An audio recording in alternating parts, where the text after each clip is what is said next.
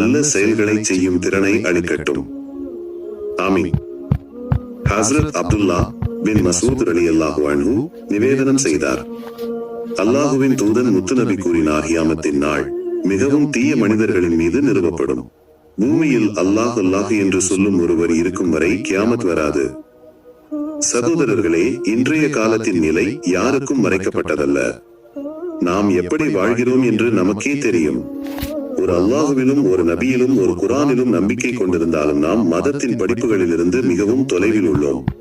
கியாமத்தின் நாள் வரும்போது பூமி நடுங்கும், வானம் இளகும், மலைகள் சிதறும், கடல்களிலும் ஆறுகளிலும் தீ எரியும், உயிரினங்கள் இறக்கும், வானங்கள் பிளக்கும், நட்சத்திரங்கள் விழும், மலைகள் தூளாகும், கடல்கள் கொதிக்கும், பூமி சுருங்கும், பூமி அதன் உள்ளே உள்ளவற்றை வெளியே தள்ளும். அப்போது மனிதன் கேட்பான், இதற்கு என்ன நடந்தது? மலைகள் பஞ்சு போல பறக்கும்,